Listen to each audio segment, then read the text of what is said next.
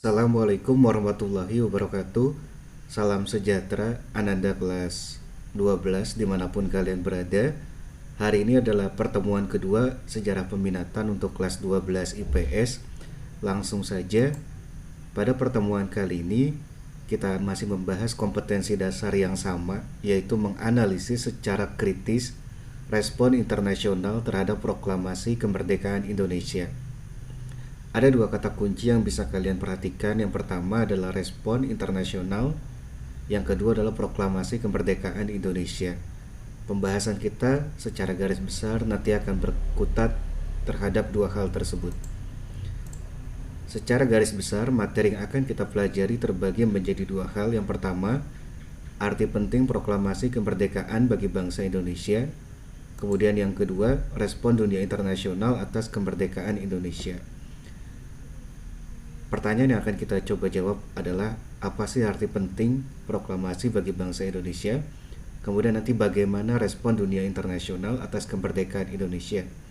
Apakah mayoritas dunia internasional mendukung atau justru kebalikannya, mereka tidak mendukung kemerdekaan Indonesia? Nanti akan kita coba bahas. Kita masuk ke bagian yang pertama, arti penting proklamasi bagi bangsa Indonesia. Bangsa Indonesia, seperti kalian sudah tahu, memproklamasikan kemerdekaan pada 17 Agustus 1945, waktu itu oleh Soekarno dan Hatta di Jalan Pegangsaan Timur. Kendati sudah memproklamasikan kemerdekaan pada 17 Agustus 1945, ternyata secara internasional kemerdekaan kita justru baru diakui 4 tahun berselang, yaitu 27 Desember 1949. Hingga saat ini Belanda masih tidak mau mengakui kemerdekaan Indonesia yang diproklamasikan pada 17 Agustus 1945. Tetapi dia mengakuinya yaitu pada 27 Desember 1949. Dalam hal ini kemerdekaan terbagi menjadi dua, antara de facto dan de jure. De facto artinya ketika peristiwa tersebut diproklamasikan yang berkaitan dengan asas konstitutif, sementara de jure berkaitan dengan pengakuan yang berkaitan dengan asas deklaratif. Nah, hal yang mirip terjadi di Indonesia ternyata juga dialami oleh Amerika Serikat. Amerika Serikat tadinya adalah mantan koloni dari Inggris atau Britain.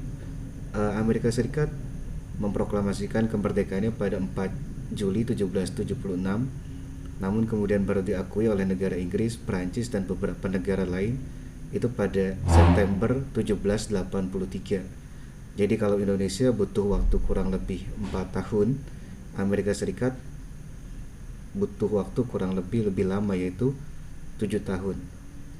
Baru kemerdekaannya kemudian bisa diakui. Mengapa hal tersebut terjadi? Karena secara hukum syarat berdirinya sebuah negara itu bukan hanya ada rakyat, ada wilayah, ada pemerintahan, tetapi juga ada pengakuan dari negara lain.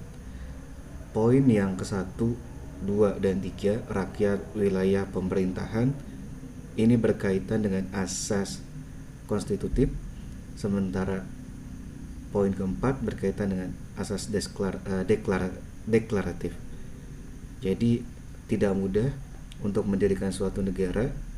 Selain harus ada rakyat, wilayah, dan pemerintahan, juga harus ada pengakuan dari negara lain.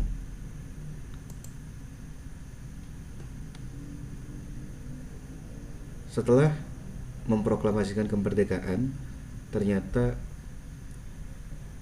perlu upaya yang tidak mudah untuk mempertahankan kemerdekaan. Kalian pernah dengar bahwa Belanda beberapa kali melakukan agresi militer. Belanda mencoba berupaya kembali berkuasa di Indonesia. Nah, dalam upaya mempertahankan kemerdekaan, strateginya terbagi menjadi dua. Yang pertama adalah perjuangan bersenjata. Yang kedua adalah melalui diplomasi. Apa itu diplomasi? Secara sederhana, diplomasi adalah seni untuk mencapai suatu tujuan tanpa melalui kekerasan. Melalui perjuangan bersenjata, di sini banyak upaya yang dilakukan, kalian mungkin pernah dengar pertempuran Surabaya, pertempuran Bandung Lautan Api, pertempuran Medan Area, pertempuran Ambarawa, dan lain sebagainya. Kemudian yang kedua melalui diplomasi. Diplomasi ini banyak yang dilakukan. Salah satunya melalui Menteri Luar Negeri kita, seorang poliglot bernama Haji Agus Salim yang banyak menguasai bahasa, kurang lebih 9 bahasa. Nanti dia menjadi Menteri Luar Negeri pertama yang memimpin hubungan diplomatik Indonesia dengan berbagai negara lain. Ini contoh hubungan diplomasi. Di sebelah kiri hubungan diplomasi yang terjadi di masa lalu, yaitu ketika Indonesia mengirim bantuan beras kepada India di tahun 1946. Ketika itu Indonesia mengirim 500.000 ton bantuan beras kepada India yang sedang ada problem masalah pangan di sana. Ya, nanti timbal baliknya India menjadi salah satu negara awal yang mengakui kemerdekaan Indonesia. Di sebelah kanan kalian bisa lihat terjadi lagi di tahun 2021 hubungan diplomasi. Indonesia mengirim bantuan kemanusiaan berkait dengan COVID-19 yang terjadi di India, karena sempat di periode bulan Mei India menjadi salah satu pusat terparah kasus COVID yang ada di dunia. Pada waktu itu Indonesia mengirim bantuan. Hal yang serupa juga diterima oleh Indonesia. Sekarang keadaan kita tidak begitu baik. Status Indonesia sekarang menjadi negara dengan angka positif COVID terbesar di dunia. Dan contoh hubungan diplomasi yang dibangun, Indonesia menerima beberapa bantuan vaksin dan tabung oksigen dari Uni Emirat Arab dan juga Singapura. Nanti ada beberapa lagi diplomasi dalam sejarah yang sangat penting sehingga bisa membuat negara lain mau mengakui dan mendukung kemerdekaan Indonesia. Ini beberapa contoh diplomasi. Ada banyak lagi diplomasi yang sudah terjadi. Kita coba bahas pertanyaan yang pertama, apa sih arti penting proklamasi kemerdekaan Indonesia? Yang pertama, proklamasi kemerdekaan Indonesia adalah puncak dari proses perjuangan panjang untuk memperoleh kemerdekaan. Jadi ini puncak perjuangan yang panjang, perjuangan yang tidak pendek. Kenapa? Karena kalau kita perhatikan, proses perlawanan itu sudah ada dari periode yang panjang. Ada perlawanan di Ponegoro tahun 1825, ada perlawanan Padri, ada perlawanan rakyat Aceh dan sebagainya, Patimura dan sebagainya. Artinya dari dulu sebenarnya orang Indonesia tidak suka dijajah, selalu melakukan perlawanan, tapi kemudian klimaksnya, puncaknya berhasil ketika proklamasi kemerdekaan 17 Agustus 1945. Kemudian yang kedua, arti penting proklamasi adalah penegasan diri sebagai suatu bangsa yang merdeka dan berdaulat. Jadi penegasan diri kalau sekarang setelah proklamasi Indonesia menjadi bangsa yang merdeka dan berdaulat, yang bisa menentukan nasibnya sendiri. Setelah menjadi bangsa yang merdeka, berdaulat, menentukan nasib sendiri, maka dia mengurus dan mengatur negaranya sendiri. Contohnya apa? Nanti punya tentara sendiri, Tentara Republik Indonesia, kemudian nanti jadi TNI, Tentara Nasional Indonesia, punya mata uang sendiri, rupiah. Tadinya itu pakai mata uang gulden Belanda, sebelumnya juga pakai uang The Javas Bank. Nanti juga bikin lembaga keuangan sendiri, punya bank sentral sendiri. Nanti ada Bank Indonesia, punya bendera sendiri, bendera merah putih. Tadinya pakai bendera Belanda, ketika Jepang pakai bendera Hinomaru, bendera Jepang. Kemudian nanti punya lagu kebangsaan sendiri yang dinyanyikan, dan segala macam hal-hal lainnya yang diatur sendiri sebagai suatu bangsa yang memang mandiri. Ini suatu pernyataan sikap sebagai bangsa yang merdeka dan berdaulat.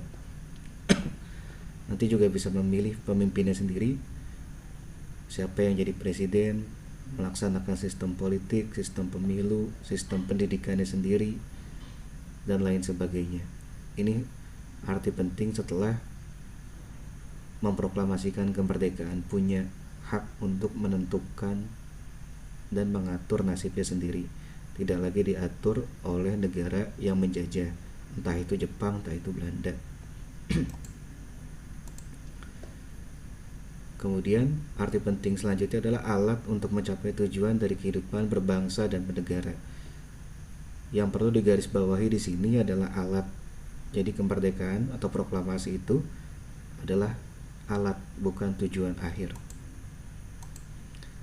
Kemudian yang keempat adalah lahirnya Negara Kesatuan Republik Indonesia. Jadi kita tidak lagi bicara tentang Ambon, tidak lagi bicara tentang Jawa, tidak lagi bicara tentang Aceh, Jong Ambon, Jong Sumatera. Jong itu artinya dari kata yang, ya, pemuda. Pemuda Aceh, pemuda Sumatera, pemuda Ambon, Jong Java, pemuda Jawa. Tapi ketika proklamasi kemerdekaan Indonesia, di situ yang jadi titik tekan adalah Indonesia. Jadi bukan lagi orang Aceh, orang Jawa, orang Ambon, tapi orang Indonesia. Itu arti penting dari kemerdekaan Indonesia. Kita masuk bagian yang kedua, yaitu respon dunia internasional. Respon dunia internasional terhadap kemerdekaan Indonesia secara garis besar terbagi menjadi dua. Yang pertama adalah mendukung terhadap proklamasi kemerdekaan Indonesia. Yang kedua adalah yang menolak terhadap proklamasi kemerdekaan Indonesia. Contoh dari yang menolak, yang pertama kita bahas adalah Belanda. Belanda hingga saat ini menolak mengakui kemerdekaan Indonesia diproklamasikan pada 17 Agustus 1945. Belanda hanya mau mengakui kedaulatan RI sesuai hasil KMB, yaitu 27 Desember 1949. Mengapa Belanda tidak mau mengakui? Alasannya sederhana.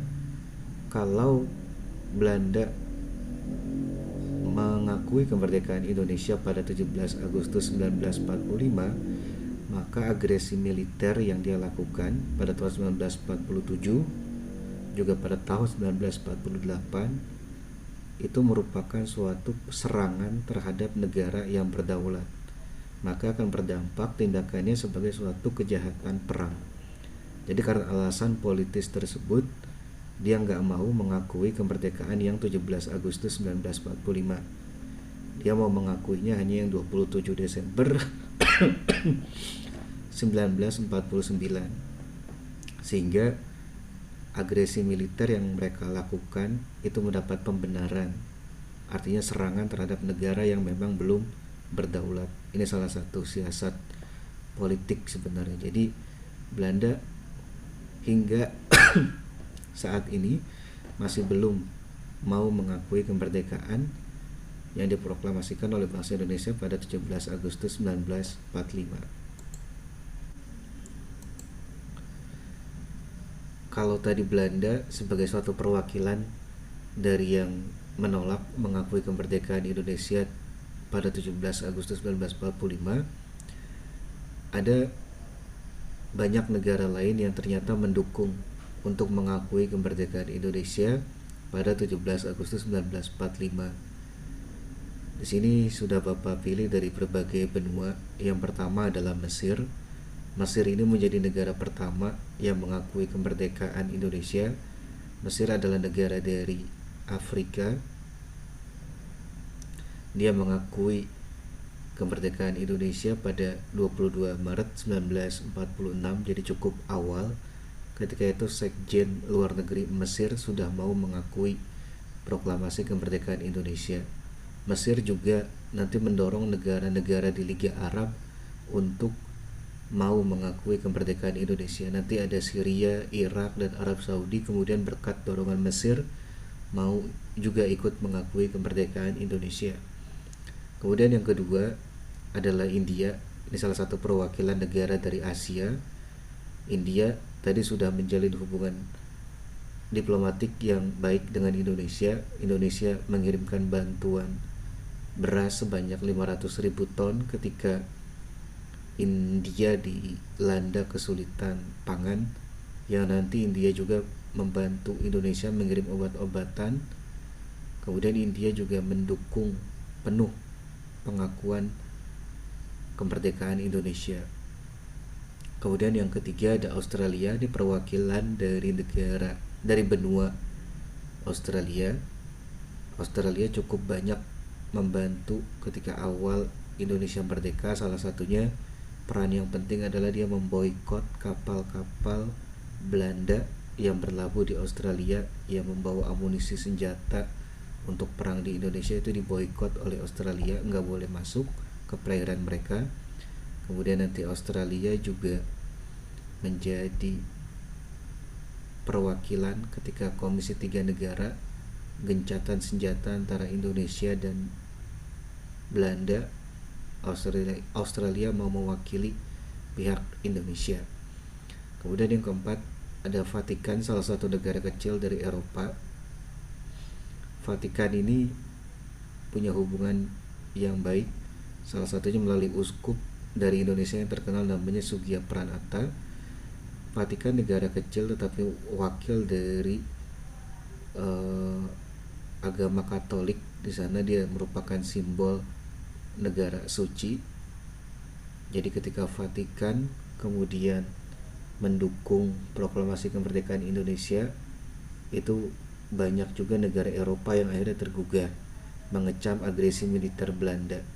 Nah, Vatikan juga nanti mau membuka konsul di Jakarta, walaupun waktu itu belum membuka kedutaan besar yang berhak mengeluarkan visa, tapi dibukanya konsul di Jakarta oleh Vatikan menjadikan satu simbol bahwa Vatikan mau menjalin hubungan diplomatik dan mendukung kemerdekaan Indonesia.